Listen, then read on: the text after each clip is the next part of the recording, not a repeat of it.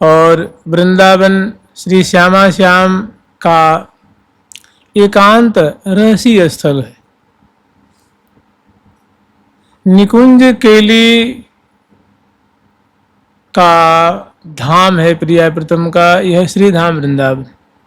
यहाँ श्यामा श्याम कुंज निकुंजों में सखियों से सेवित अत्यंत निगूढ़ निगूढ़ लीला निरंतर बिलस रहे हैं और उनकी सहचरी वृंद उनको बिलसा रही हैं और समयानुसार श्यामा श्याम की रुचि देख करके, रुख देख करके उनकी सेवा भी करती हैं और तत्परता पूर्वक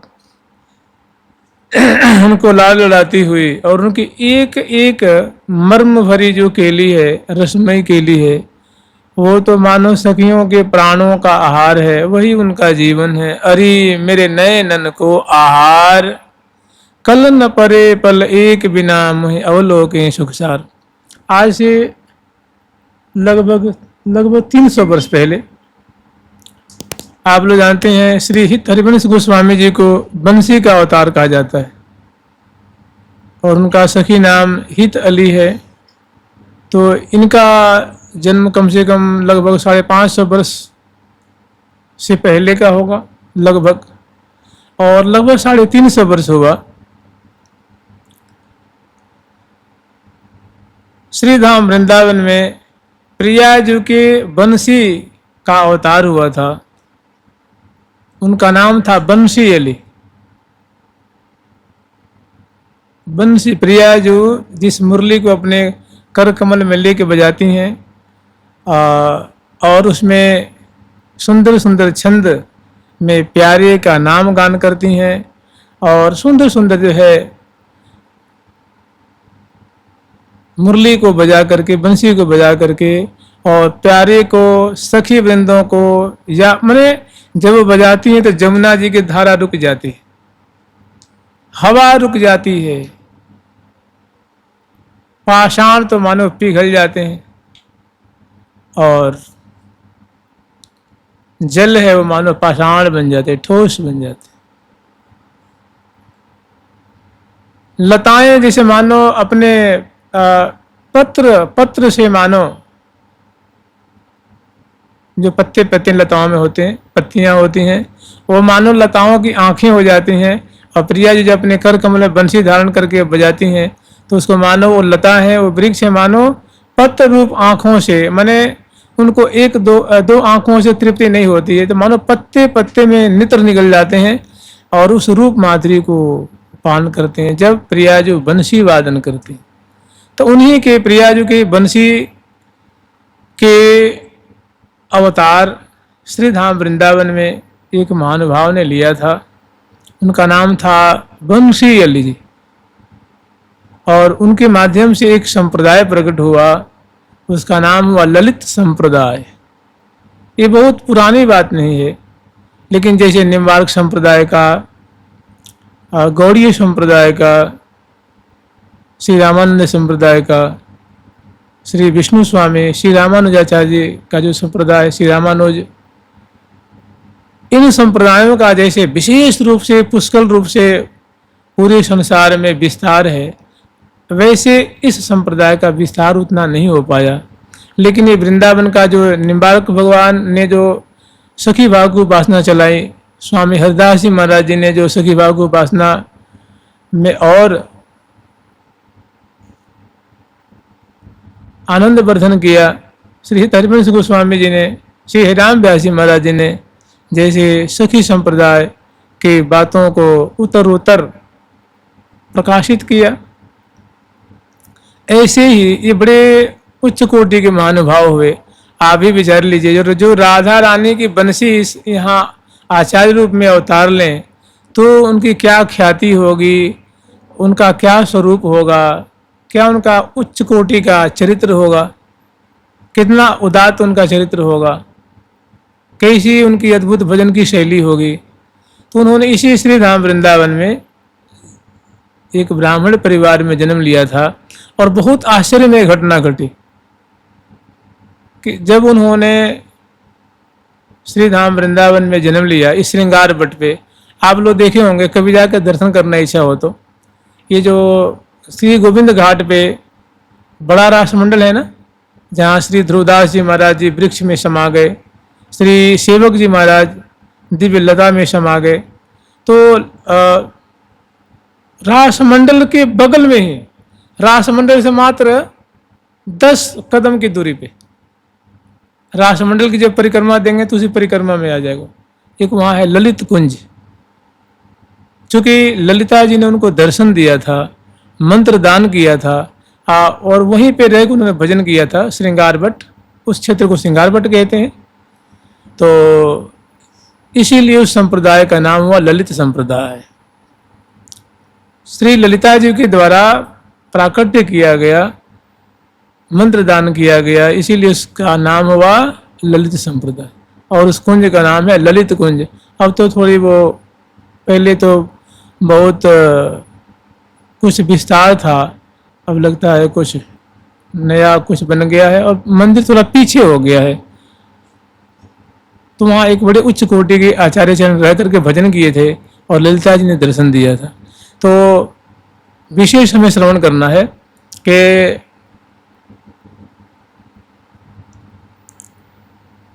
एक बड़ा ही उच्च कोटि का सारस्वत ब्राह्मण परिवार था, उसी कुल में उन्होंने जन्म लिया था। और जन्म के समय की घटना ऐसी है कि आप लोगों को सुन के आश्चर्य लगेगा। खास करके मुझे इसीलिए इस चरित्र को सुनाना था। बड़ा सुंदर चरित्र है, बहुत सुंदर प्रेरणा देने वाली बात है इसमें। जब उन्होंने जन्म लिया तो जन्म लेते ही रोने लगे। वो बच्चा रोता ही है ना, तो वो उनका रोदन बंद ही नहीं हुआ। तो घर परिवार वालों ने सोचा कि भाई ये बच्चा अगर ऐसे रोएगा, और अपने माँ का स्तनपान नहीं करते थे, केवल रोवे ही रोवे। माता जी, दादी जी, पिताजी, दादाजी बहुत कोशिश करें इनको कि बच्चा शांत हो जाए, नहीं शांत हुआ। रुदन करना और लाखों कोशिश करने पे भी माता के स्तनपान नहीं करना। बड़े दुखी हुए सवरे परिवार कि एक तो पहला ये बालक हुआ है, और कितनी खुशी हुई बालक के नाम को सुन करके कि भाई बालक जन्म लिया है। लेकिन तुरंत विषाद में सब माहौल बदल गया कि ये तो तब से रोना ही बंद नहीं किया और माँ का दूध नहीं पी रहा है। संजोग से उसी समय एक बरसाने से कोई ब्रजवासी आया, और आकर के उसको बात पता लगी कि फलाने आचार्य जी के यहाँ एक बहुत सुंदर बालक ने जन्म लिया है। लेकिन बड़ी ही दुखद बात यह है कि बच्चा ना तो स्तनपान कर रहा है और ना रुदन बंद कर रहा है। तो वो कौतुक बस गए और उन्होंने उस बच्चे के पास जा करके कहा कि बच्चा माँ का स्तनपान करो, राधा राधा राधा, श्री राधा राधा राधा। उस बच्चे के कान में सुनाया राधा नाम, और झट बच्चा वो स्तनपान किया। जानते हैं क्यों? वो प्रियाजू की सहचरी है ना, प्रियाजू की बंसी के अवतार हैं, तो उस बंसी में हमेशा राधा नाम तो उच्चारण किया जाता है। तो बंसी हमेशा राधा की कीर्ति गाती है, राधा के यश गाती है, राधा की लीला गाती है, राधा का नाम गाती है, राधा नाम का कीर्तन करती है। तो उस बंसी रूप बालक को भला और क्या रुचेगा, किससे तृप्ति होगी बताइए? राधा नाम से तृप्ति होगी ना। तो श्री जी ने स्वयं अपने ब्रजवासी को भेजा, अपने परिकर को भेजा कि जा भैया हमारे जो वो बंसी सखी है ना, बंसी स्वरूप जो हमारे, जिसको मैं अपने कर कमल में धारण करके और बजाती हूँ, उन्होंने अंश रूप में अवतार लिया है। तुम जाओ हमारा नाम सुनाओ, नहीं तो बच्चा वो रोते ही रहेगा। अब ऐसा से घर परिवार वालों ने देखा तो बड़े खुश हुए और बड़े उस ब्रजवासी को बहुत भोजन, कपड़ा, मिठाई, पैसे, द्रव्य आदि देके बड़े सम्मानित की। और इसी वृंदावन की बात है, बड़ा राष्ट्रमंडल है बिल्कुल वहीं पर, ललित कुंज। धीरे धीरे होनहारते बड़े होने लगे, 5 वर्ष के हुए, 10 वर्ष की अवस्था हुई। कुछ ही दिनों में शास्त्रों का जो सार है उन्होंने अध्ययन किया और एक प्रकांड पंडित के रूप में उनकी ख्याति हुई। बड़े बड़े राजा महाराजा उनकी कथा श्रवण करते थे, भागवत पहुँचते थे। और कुछ ही दिनों में उनका ब्याह भी हो गया, एक संतान हुई। और उन्होंने कहे अनुसार उन्होंने कहा था कि भाई हम कुछ दिन तक इस गृहस्थ में रहेंगे, उसके बाद हम साधु हो जाएंगे, भजन करेंगे, महात्मा हो जाएंगे। उसके अनुसार उन्होंने घर से किनारे रह करके, थोड़ी दूरी पे रह करके और ललित कुंज में भजन करने लगे। वहीं पे ललिता जी ने उनकी भजन की परिपाटी को देख करके उनको कुछ बताना चाहा, क्योंकि देखिए जब श्री जी की सखी अवतार लेंगी तो श्री सारी बातें श्री जी के अनुसार होगी ना, राधा रानी के अनुसार होगी। तो श्री जी की कृपा से ललिता जी उनको आकर के दर्शन देती हैं और उनको मंत्र दान देती हैं, उपासना की रीति समझाती हैं। और उन्होंने कहा कि तुम्हारे नाम से एक पद्धति, एक संप्रदाय प्रकट होगा जो कि ललित संप्रदाय नाम से विख्यात होगा। फिर बाद में तो दिल्ली में, जयपुर में विशेष उनकी ख्याति रही, भारत के अनेकों क्षेत्रों में उनकी विशेष ख्याति रही। और मानो कम से कम आज से 300 साढ़े 300 वर्ष पहले की बात है। अब वो बातें उतनी वो में प्रसिद्धि में नहीं है, समय के अनुसार सब बदलता है। तो जब यहाँ भजन किया, ललिता जी ने दर्शन दिया और विशेष आचार्य रूप में उनकी ख्याति हुई। उसके बाद यहाँ से वो बरसाने चले गए।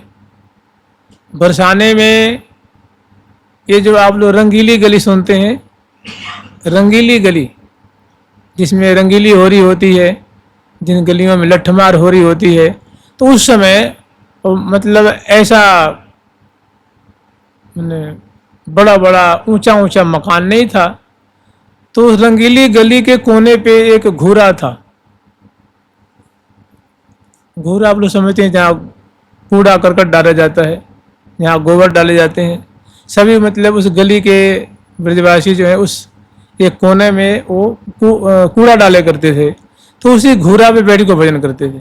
बताइए कैसा वैराग्य होगा, कैसी तितिक्षा होगी, कैसा अद्भुत प्रिया जी के प्रति प्रेम होगा कि घूरा पे बैठ के न कोई मान की इच्छा न सम्मान की इच्छा। तो कभी किसी माता ने कहा कि रे बाबा, तो या घूरा पे बैठ के भजन करने को ठौर मिलेगा का, तो ब्रथानियों को अंत जगह ना है कि तू घूरा पे भजन करे।